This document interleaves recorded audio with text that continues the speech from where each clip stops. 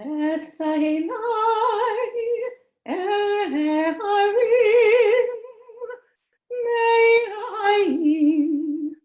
me'ayin yavo Ezri me'im Adonai ose shamayim Varetz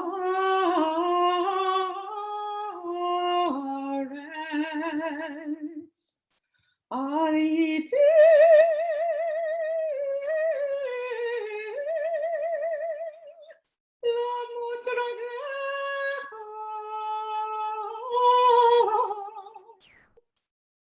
Ayanu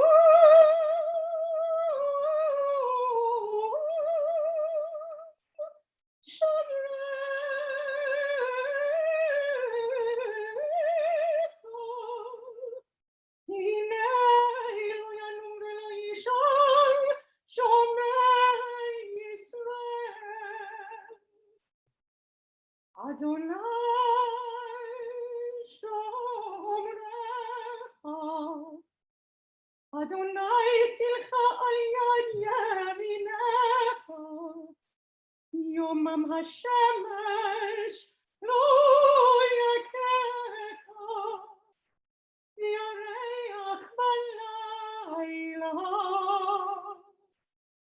Adonai yishmorcha mikol ra Yishmor et nafshecha Adonai yishmor tzeitka uvoecha me'ata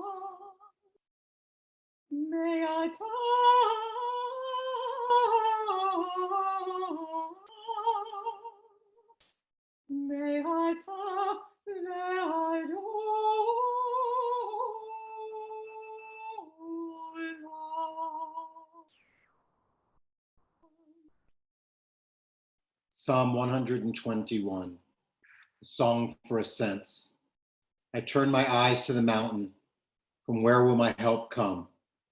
My help comes from Adonai, maker of heaven and earth. Death has taken our beloved Paul Joseph. Our friends grieve in their darkened world. In their silence, there is lamentation. In their tears, there is loneliness. But surrounded by the loving hearts and faces of friends, they find comfort and strength and beautiful memories. For Paul's love that united us in life and which death cannot sever, for his companionship that we shared along life's path and continues through the tenderness of memory, for the gifts of his heart and mind that brought us joy and happiness and is now a precious remembrance. For all these and more, we give our thanks to God. I'm Rabbi Mark Kaiserman. I was Paul and Carol's rabbi at the Reformed Temple of Forest Hills, and I'm joined with Cantor Emily Wygott Pincus, their cantor at RTFH. As we join in this service in this unusual format, we know that our love still carries true to each of us. Your being here is felt, is known. Your love is recognized, is tangible. As we work through this electronic format, if you should have a problem with your Zoom link and you're not able to do something you think you ought to do, there's a raise hand button on your toolbar at the bottom or the top of your screen, and you should click that and someone will be along to help you in the chat. Please know that everyone is muted and their video is turned off right now, so don't expect otherwise. This is to keep the focus on the service and our leading the way for memory. As we turn to our path of grief, we look for prayers, for readings and songs that give us hope and courage. And so we begin with the reading of Ecclesiastes chapter 3, a familiar passage that has perhaps greater meaning at these times. There is a time for everything, a time for every experience under heaven, a time for being born and a time for dying, a time for tearing down and a time for building up, a time for weeping and a time for laughing, a time for wailing and a time for dancing, a time for embracing and a time for refraining from embracing, a time for seeking and a time for losing, a time for keeping and a time for discarding, a time for tearing and a time for sowing, a time for silence and a time for speaking. There are 150 Psalms in the book of Psalms attributed to King David. Of all of them, Psalm 23 is the one we turn to most at times such as this, of mourning and grief, of hope and togetherness.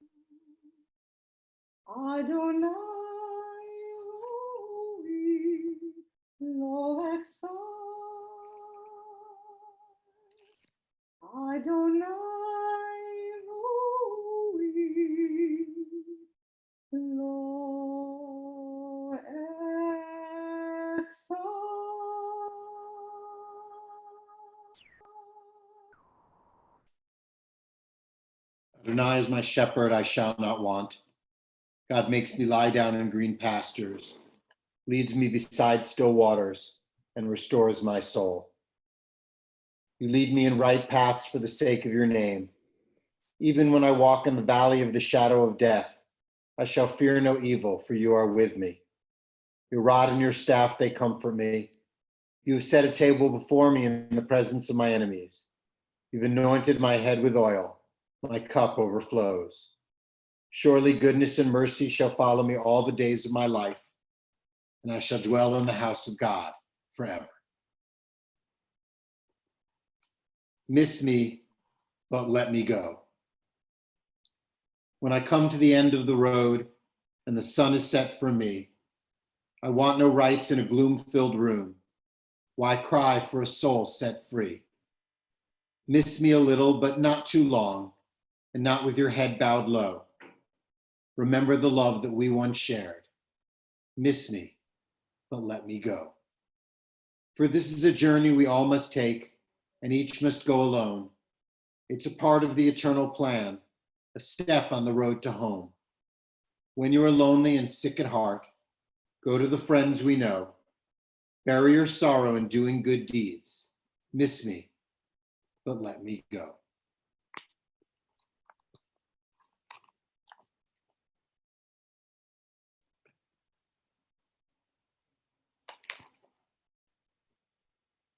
God saw he was getting tired, and a cure was not to be. So God put his arms around him and whispered, "Come with me." With teary eyes, we watched him fade away. And though we loved him dearly, we could not make him stay. The golden heart has stopped beating. Hard-working hands are at rest. God broke our hearts to prove to us that God must take the best.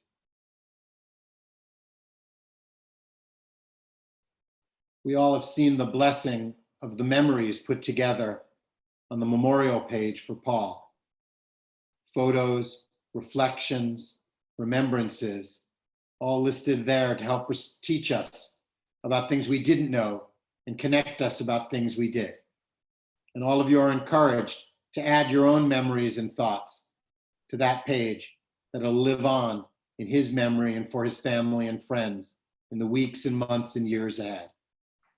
But we share a few reflections and memories together this morning as part of his funeral. And we begin with some words from Lorraine Trachtman, a close family friend.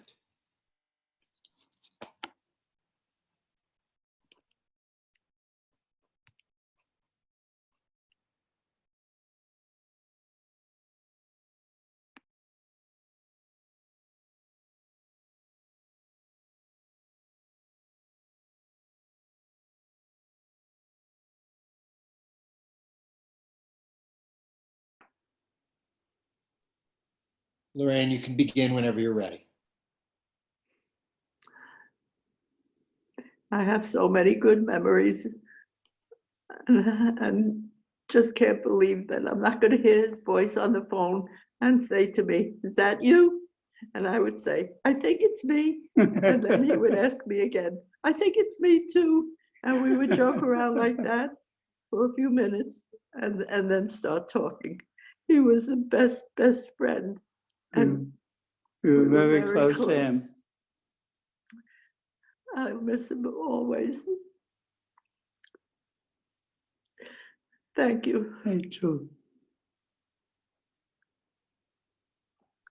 Thank you, Lorraine. As we gather together, we know we all have lost so much. And a teacher and a friend and a mentor and a confidant and a man who inspired us and a man who led the way. But we especially send our love today to Carol, to Barry and Nomi, to Akiva and Mira, to Debbie, to Lily and Michael, to Eva and Delia, to Carl and Paula, to all the family and friends, to all those who have lost so much and feel this pain so deeply. Sharing words on behalf of his family, on behalf of his own life, is his son, Barry.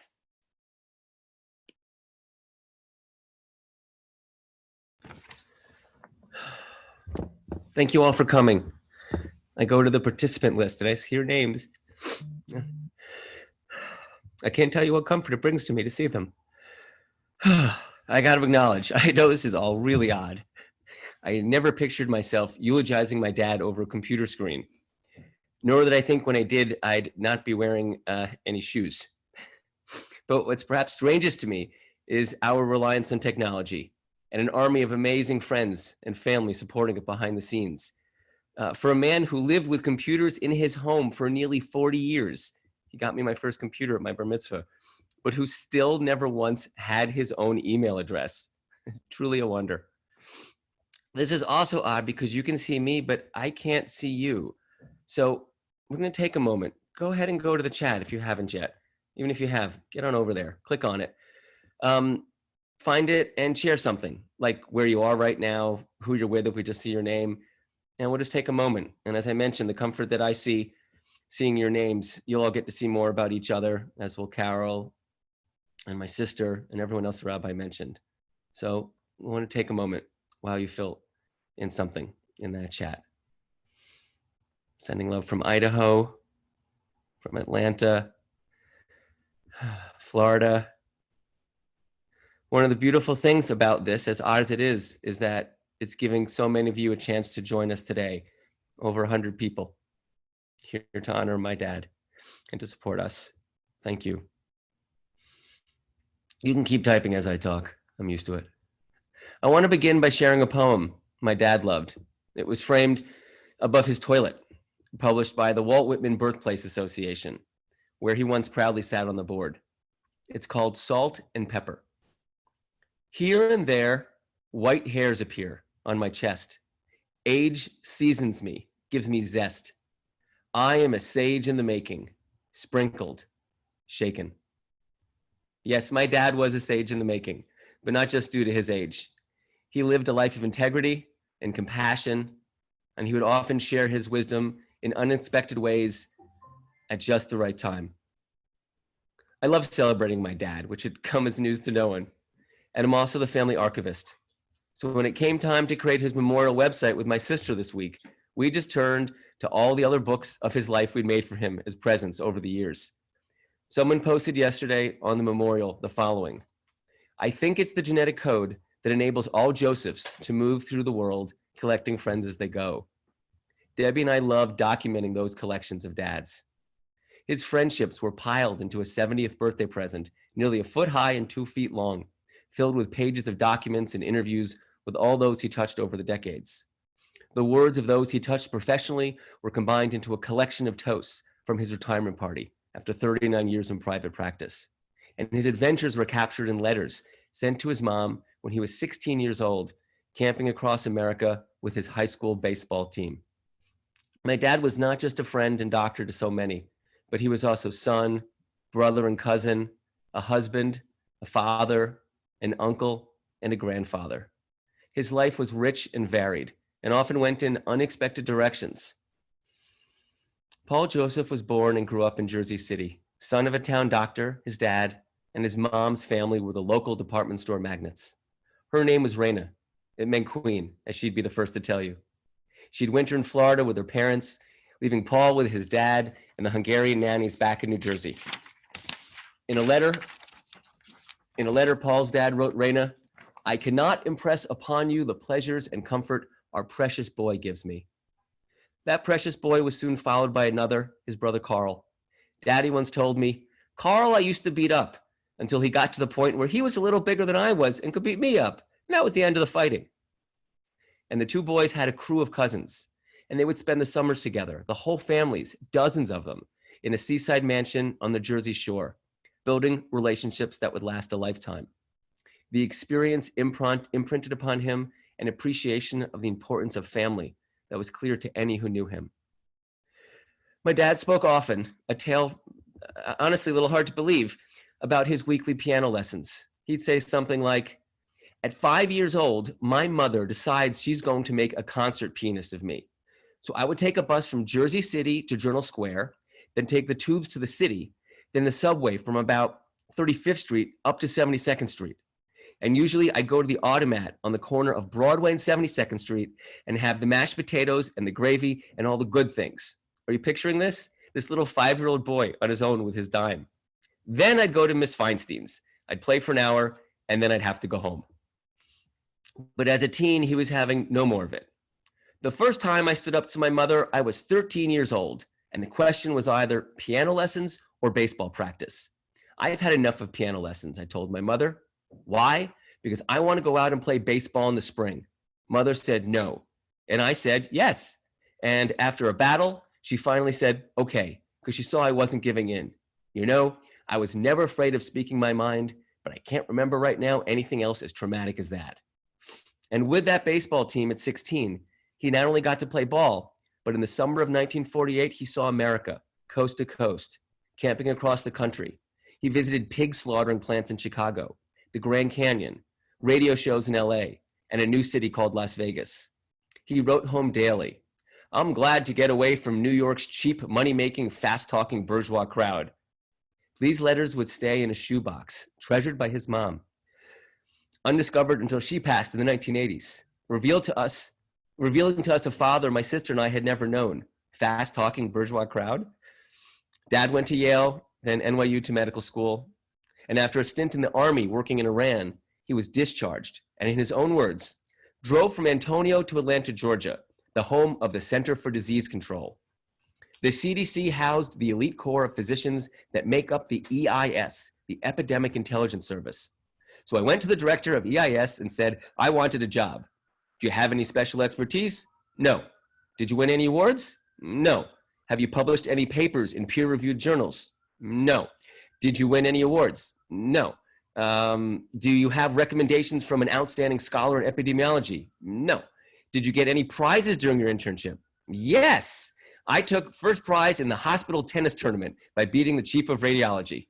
So no job, but he found one with the federal government to fill out his resume, and a year later he got that job he wanted, finding himself in the Philippines in charge of an American effort by the CDC to study a vaccine trial for cholera in the midst of a significant epidemic in the region.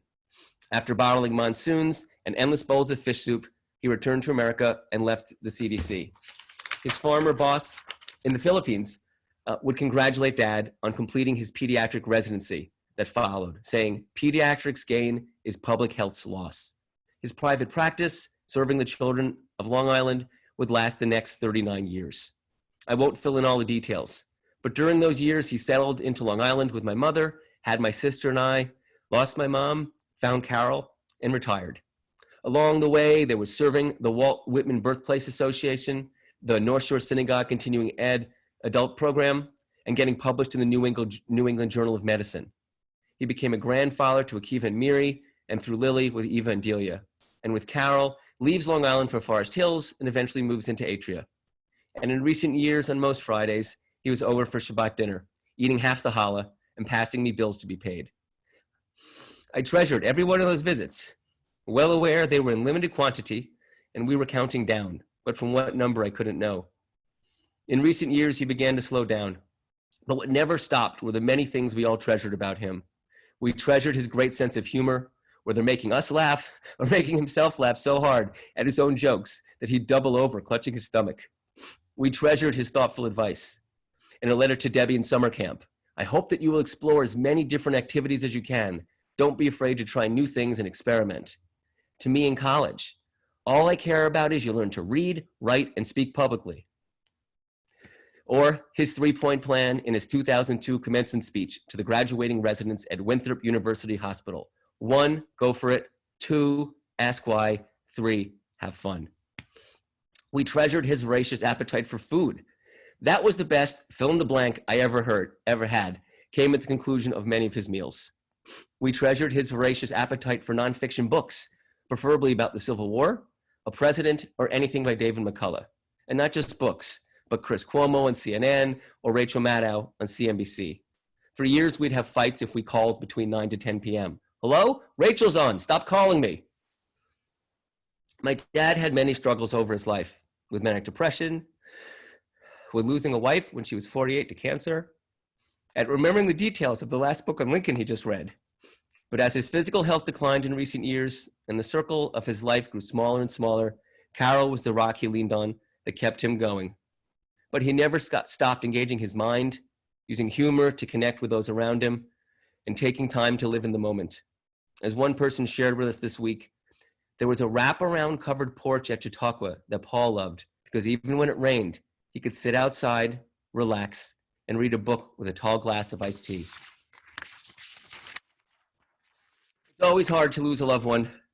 Many of us are learning a new kind of hard in this age of social distancing. None of us could visit my father for the 2 weeks he lay dying in the hospital, cared for by so many heroic healthcare workers I could never thank enough. But thanks to a family iPad and the video of FaceTime, even once he couldn't speak due to the virus and the strapped-on oxygen bag that would help him breathe, we could see him and speak with him and observe him and listen to the sound of his breathing as the oxygen bag would compress and expand, and just be with him. I would spend 30 minutes with him, an hour, 2 hours, just sitting with him. And after I ran out of stories, out of words of encouragement, out of all the things I needed to tell him, all I had was poetry, specifically a book of poetry by Billy Collins he and Carol had signed. When Dad moved into Atria, I had claimed it as my own, reading 1 or 2 poems a night before bed. They became a type of meditation and a gift from him that kept on giving. So I was saddened when I had finished it. But over this week, I read them all to him, over the video conference, like I'm speaking with you now. I read them to him cover to cover, with breaks in between poems as I talked about what they made me think about, his life or my life with him, and how much he meant to me. On Wednesday, when I was reading the third to last poem in the book, I noticed there were gaps in time between the oxygen bag collapsing and refilling. And in the second to last poem, I noticed the bag fill, then freeze, a captured breath waiting to be taken. And after I read the last poem, I called the nurse on the phone, and they arrived to confirm he'd passed. I'd seen it with my own eyes, that moment, and how peaceful it was for him, without pain or struggle. And I felt lucky to be able to be there with him, that maybe my voice had provided the bridge he needed, and maybe he found guidance in those final poems, which happened, as it turned out, to be about death, about the fear of it, and about accepting it. I'd like to share with you the last few lines I read to him. This is the end, what we've all been waiting for, what everything comes down to, the destination we cannot help imagining, a streak of light in the sky, a hat on the peg, and outside the cabin, falling leaves. Now, I could stop here, and I probably should, but that's not what my dad would want. He'd want me to keep going, to go for the laugh. I can hear him telling me to end by reminding you of a phrase, another piece of advice he used to say, that would often lead him to stand before that other poem I told you about that sage in the making. He'd say, when you gotta go, you gotta go. We didn't want him to, but my dad had to go, and we will always hold him in our hearts. Thank you.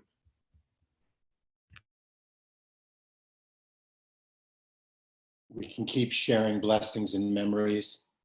We'll have an opportunity during Shiva to share those directly with Barry and the family, but you should do them in phone calls and visits and letters and emails, and you should do them on the memorial site, tinyurl.com/PaulJoseph, RIP, and add your voice and your reflections to the story of Paul's life.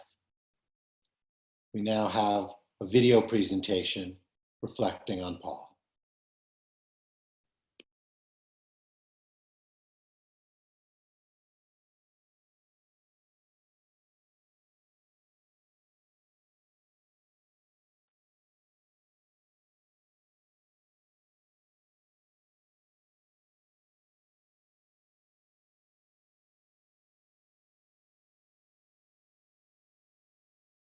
Here is our dad's life in 5 minutes backwards. Last year's birthday, eating lobster at the diner. We don't know why they're comparing hands with his brother. At my son's bar mitzvah last year. I think they saw that McDonald's movie with Atria. Oh yeah, that was at Atria, McMillions. Here he is, second from the right, with all the Joseph men. Oh, this is his 85th birthday at Atria. And we had a professional photographer come and take these great photos. This is Carol's birthday. We loved eating at London Lenny's. And we had fun playing Rummy Q with the kids. Oh, this is sailing at Chautauqua. Miri's in that other boat by herself. Swimming there. Yeah, too. I don't know what he's pointing at, but he liked it. I love these eyes here in this shot. This is at Serendipities for Father's Day. And getting a new couch. Hooray! Chautauqua pie. That was morning breakfast. And this is steak at Peter Luger's. back at Chautauqua eating ice cream. This is Purim, I think, at the temple. I don't remember this even happening, but I love it. Yeah, for And here sure. he's sitting for Miri's birthday at our house in our egg chair. I don't know And how he fit in with, it. with Miri at the Museum of Natural History and Teddy Roosevelt, and with Akiva here at a Mets baseball game. This is at Catterskill Falls for his 80th, climbing up to the waterfalls. That was incredible. That's at Gaby's for Hanukkah, I think. Yeah. This is in Vermont. At their Shelburne Farms. Shelburne Farms. Mhm. And at their place in Syosset, rolling tennis balls down the staircase. He Oh, sure boy, liked pasta. He liked being silly, too. He's looking at us. Look. He loved to make himself laugh. He was holding his belly because it hurt so much. Yeah. This is, I think, at Shelter Island, where we had a trip. And I love seeing him down with the kids in the sand on the Hanukkah on the ground, just playing, flying kite, being silly, making jokes. That's Chautauqua. Yep, back at Chautauqua. Being silly. Poke my finger.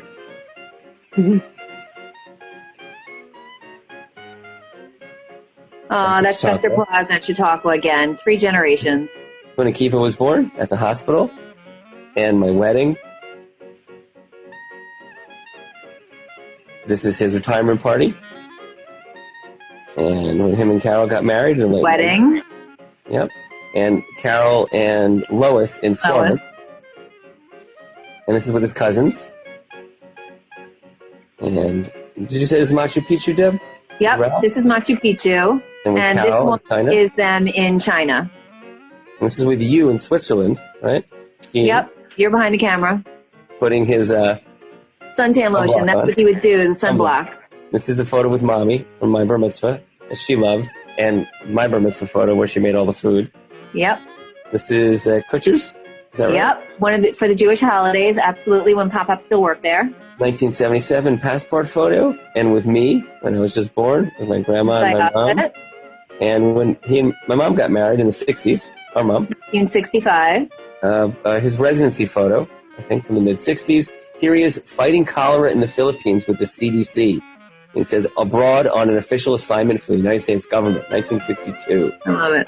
This was a 3D photo my grandfather took. And this is 1959. Now he's in the military in Iran as a medical attaché.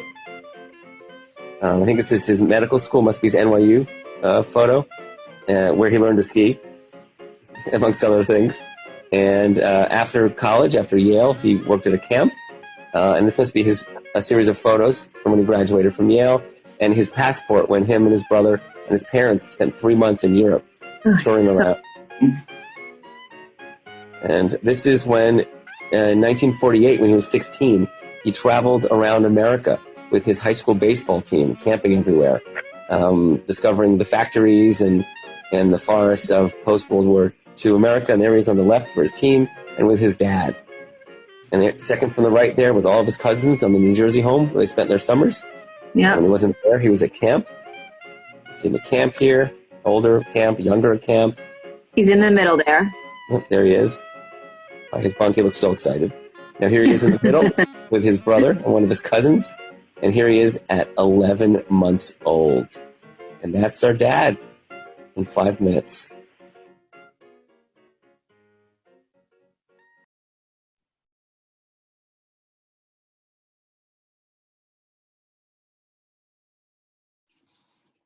And I believe we have a slide talking about some of the ways you can get involved in helping keep Paul's legacy alive.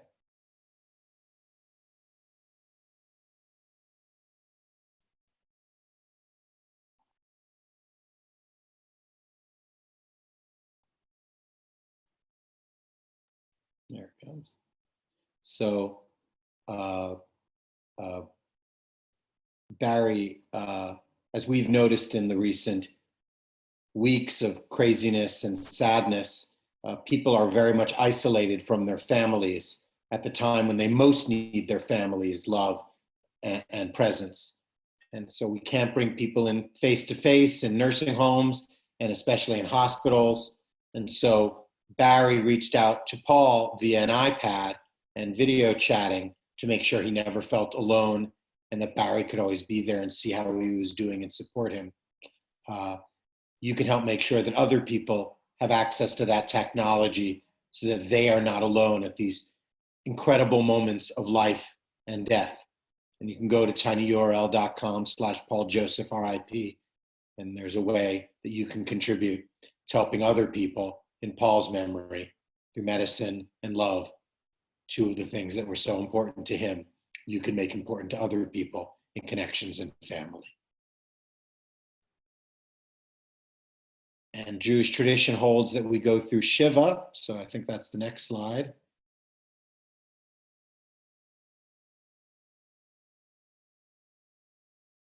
Shiva is an opportunity to connect with a family in a little more informal environment than a funeral might allow. And because we can't do those face-to-face, we can do those over Zoom. One of the advantages, as Barry mentioned earlier, is many of you will be able to sit Shiva with the family in a way you never could have if this was all an in-person funeral. So we take that blessing. You can sign up at tinyurl.com/PaulJosephShivaCall, and you can pick a slot on the form. You can just write your name and email in, and then you'll have an opportunity to connect with the family directly. If you'd like to connect with Carol directly, it's preferred that you text her or email her and maybe set up a time to talk on the phone with her. So make sure to reach out. It's wonderful that you were here this morning. Keep that reaching out going by sharing memories of Paul, your connections, by helping contribute to make other people be able to connect to their family, and by reaching out directly to the family with your love and your memories. In Judaism, at funerals, the main prayer that we do at the funeral itself is El Malei Rachamim. There's another prayer that many of you know called the Mourner's Kaddish, and that one is done graveside, and we'll be doing that with the immediate family a little later this afternoon. But for all of us today, we join in El Malei Rachamim, a prayer of memory and memorial, finding the greatest blessings for those we love. It is tradition that we all rise for this prayer. El Malei Rachamim, Shochem Gamromim, Amsei Menucha Nechona, Achad Kanfei Hashchina, B'ma'alot Kedoshim U'Tehorim, Kezohar Harakim,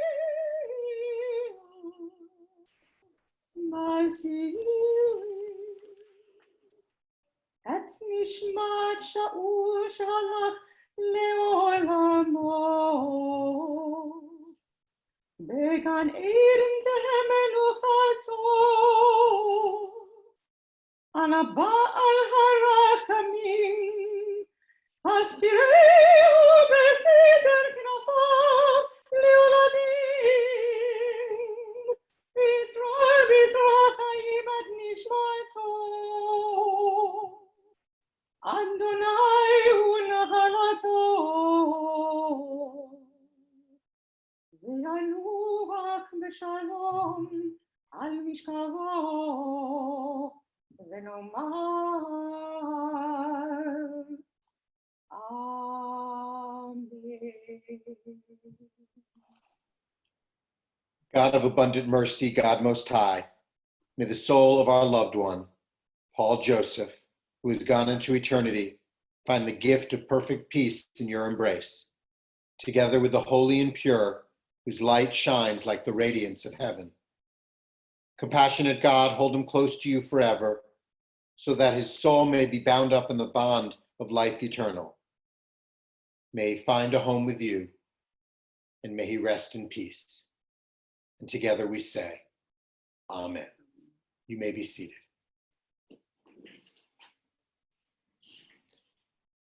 We conclude our funeral with a song of hope, a song of love, a song of peace. Ose shalom bimroman,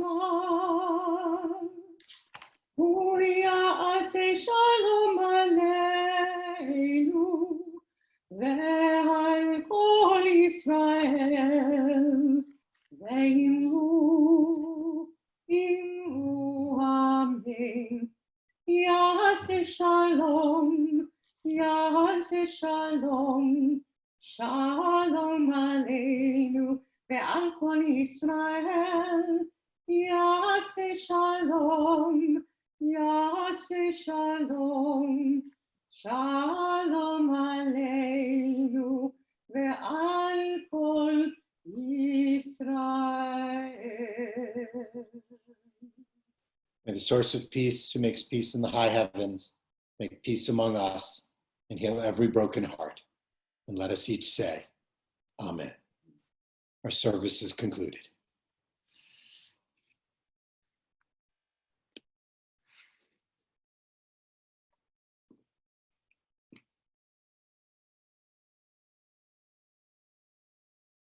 I'll just take a moment to thank everyone for coming. And for those who are able to come pay a Shiva call, we look forward to seeing you in small groups this afternoon, tomorrow, and Sunday. And we especially need some extra help for the 7:30 slots. Those in addition to the Shiva calls. So that, Rabbi, can you describe those 7:30 ones for a moment before we all break? It's tradition that when people are home and observing Shiva, that their community gathers to offer a prayer service in their home. It's a short prayer service. It's an opportunity for all of us to say Kaddish together for the loved one. You don't have to know Hebrew. We just need you there to send your love and support. So even if you're coming at another time, it's tradition that you also come at one of the Shiva Minyan times at 7:30 on Saturday or Sunday and join us in prayer and connection. On behalf of my sister, Debbie, and Carol, thank you all so much for coming.